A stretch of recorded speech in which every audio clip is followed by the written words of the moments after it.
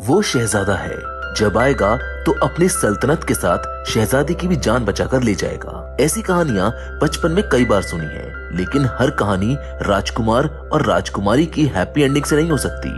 कुछ कहानियां आपको खुद लिखनी पड़ती है।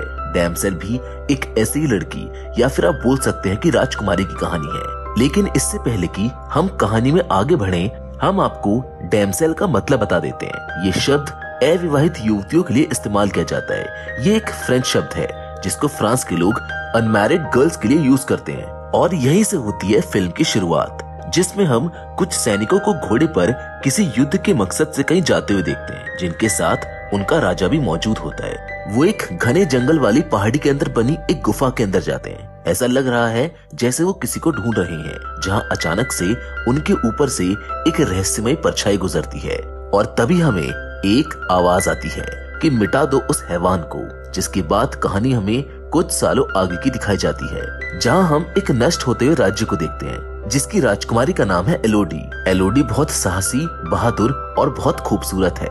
एलोडी के राज्य में लोग भूख और सर्दी से परेशान हैं। घर के हालात कुछ ठीक नहीं है। इस जगह पर मौसम की ऐसी मार पड़ी कि सब वहाँ से छोड़कर बस भागना चाह रहे हैं। जहाँ कहानी में हम आगे देखते हैं कि एलोडी अपने पिता और सौतेली माँ के साथ एक अजनबी औरत को देखकर चौंक जाती है।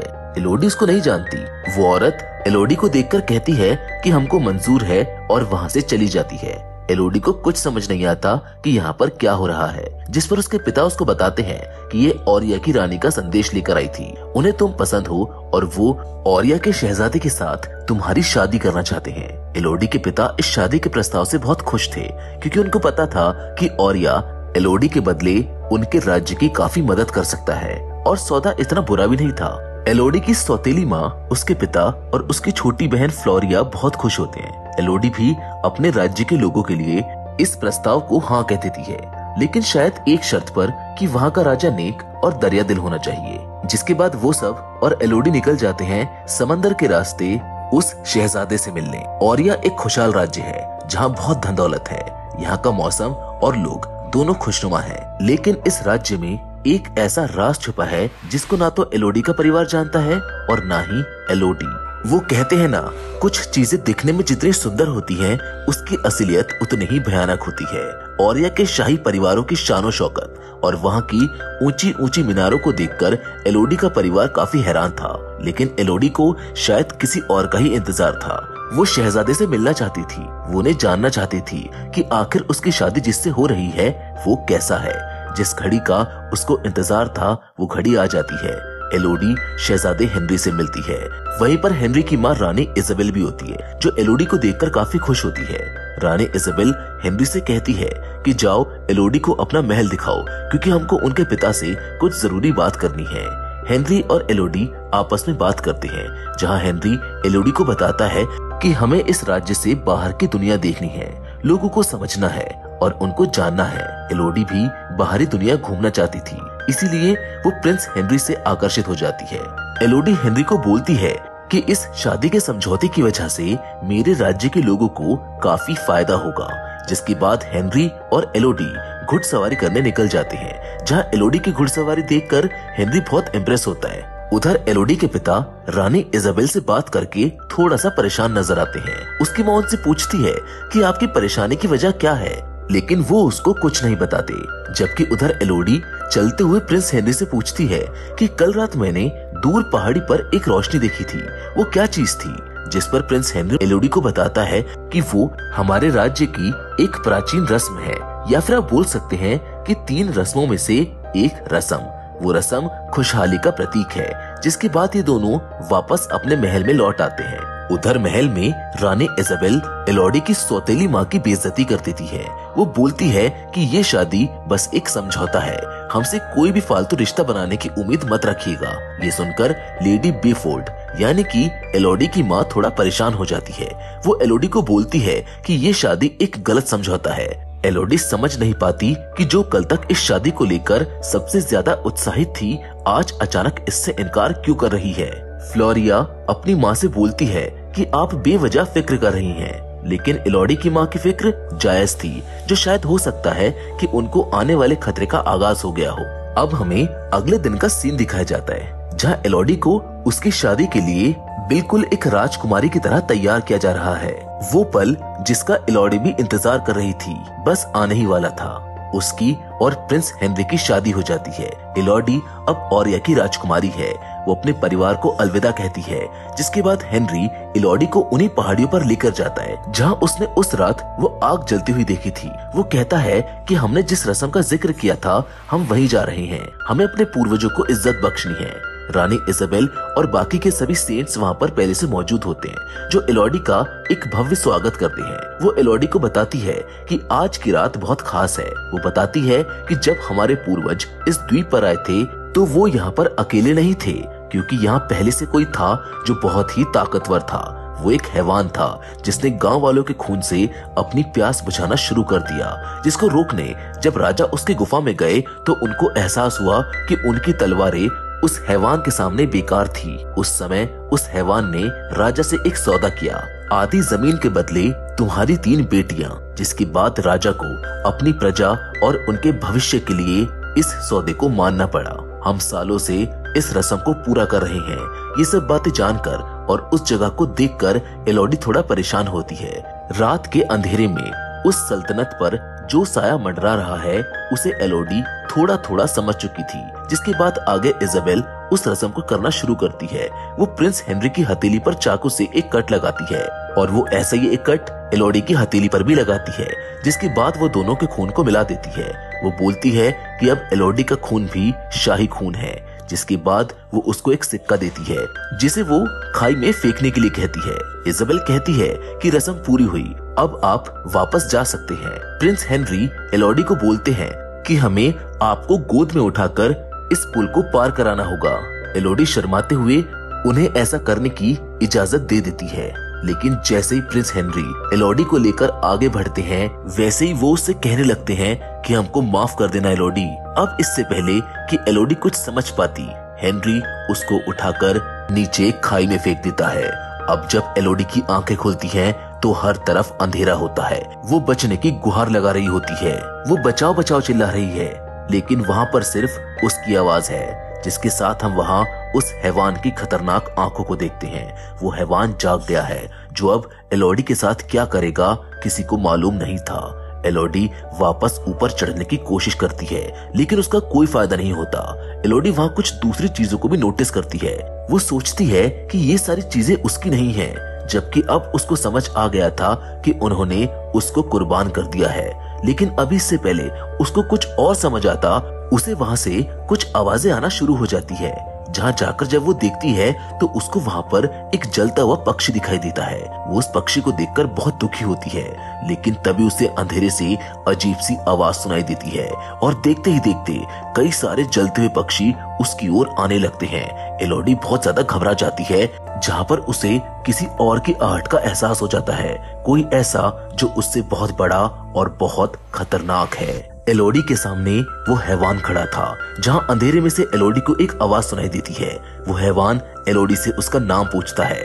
एलोडी बोलती है कि तुम मुझसे क्या चाहते हो, जिस पर वो बोलता है कि मुझसे किया वादा तुमको पूरा करना होगा, कर्ज चुकाना होगा। वो हैवान बोलता है कि तुम्हारी हर पीढ़ी यानी कि शाही खानदान को कर्ज चुकाना होगा, जिसको सुनकर एलोडी समझ जाती है कि क्यों उसके खून को हेनरी के खून से मिलाया गया था। जिसके बाद शुरू होता है उस हैवान का मौत का खेल। वो हैवान एक ड्रैगन है, जिसकी आग से बचते हुए एलोडी एक गुफा के अंदर छिप जाती है, जिस भागा दौड़ी में एलोडी का पैर जल जाता है। एलोडी बहुत दर्द में होती है, लेकिन फिलहाल के लिए वो इस जगह सुरक्षित है, क्योंकि ये गुफा काफी छोटी है और वो हैवान यहाँ पर नहीं आ सकता। एलोडी हिम्मत जुटाती है और धीरे धीरे इस गुफा में अंदर बढ़ना शुरू करती है। वो जानती है कि ये रास्ता संकरा है, जिसमें वो हैवान तो नहीं आ सकता, लेकिन ये निकलेगा कहाँ वो उसको मालूम नहीं था।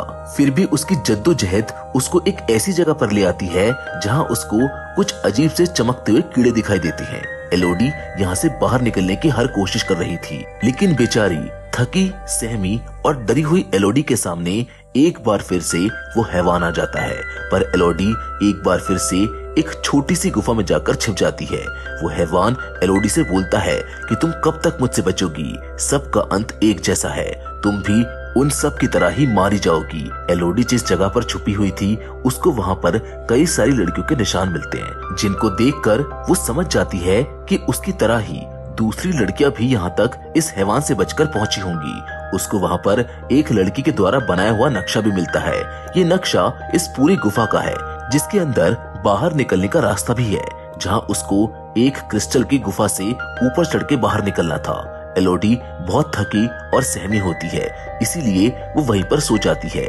वो उन सब लड़कियों को महसूस करती है जिन सबको यहाँ पर कुर्बान होने के लिए भेज दिया गया था, और जब उसकी आंखें खुलती है तो वो पाती है कि वो अजीब से चमकने वाले कीड़े उसकी चोटों को सही कर रहे हैं। जिसके बाद अब एलोडी यहाँ से बाहर निकलने के लिए तैयार थी। वो छुपते छुपाते और बचते बचाते उन क्रिस्टल की गुफाओं तक पहुंच जाती है। एलोडी उन हीरो की यानी क्रिस्टल्स की मदद से ऊपर की तरफ चढ़ जाती है, जहाँ पहली बार उसे अंधेरे को चीरती हुई रोशनी दिखाई देती है। एलोडी बहुत खुश है क्योंकि शायद वो उस हैवान से बच गई थी, लेकिन जैसे ही वो बाहर निकलती है उसको समझ आ जाता है कि यहाँ से बचकर निकलना नामुमकिन है। वो उस पहाड़ के ऊपर एक ऐसी जगह थी जहाँ से वो चाह कर भी नहीं निकल सकती थी। औरिया का महल और उसके लोग उसके सामने थे, लेकिन उसकी आवाज सुनने वाला वहाँ पर कोई नहीं था। वो उनको आवाज लगा रही होती है कि तभी वो हैवान बाहर से उड़ता हुआ आता है, जो एलोडी को बोलता है कि 3 जानें ली गई थी, इसीलिए 3 जानें और ली जाएंगी। वो एलोडी को मारने ही वाला होता है कि तभी हम देखते हैं कि उस गुफा में कोई एलोडी को जोर जोर से पुकार रहा है, जिसको सुनकर वो हैवान भी एलोडी को छोड़कर वहां चला जाता है। वो आवाज एलोडी के पिता की थी, जो उसे बचाने गुफा में आए थे। उन्हें पछतावा हो रहा था कि उन्होंने चंद पैसों के लिए अपनी बेटी की कुर्बानी दे दी। एलोडी अपने पिता के पास जाने की कोशिश करती है, जहाँ रास्ते में उसको 3 टूटे हुए अजीब से अंडे दिखाई देते हैं, जो इस हैवान के अंडे थे। वो समझ जाती है कि क्यों ये हैवान शाही खानदान के पीछे पड़ा है। उधर एलोडी के पिता और उनके आदमियों के सामने वो हैवान आ जाता है। एलोडी के पिता जानते थे कि वो इस हैवान से नहीं लड़ पाएंगे। वो एलोडी से माफी मांगते हैं और उसको कहते हैं कि समय रहते तुम यहाँ से भाग जाना। वो हैवान उसके पिता के जरिए एलोडी को बाहर निकलने के लिए बोलता है, लेकिन उसके पिता उसको बोलते हैं कि चाहे कुछ भी हो जाए एलोडी, तुम बाहर मत आना। जिसका फायदा उठाकर एलोडी वहां से बाहर निकल जाती है। वो वहां से बाहर निकल तो गई थी, लेकिन उस हैवान से बची नहीं थी। वो हैवान वहां से बाहर निकलकर तबाही मचा देता है। रानी इजाबेला समझ जाती है कि एलोडी वहां से बचकर बाहर निकल आई है।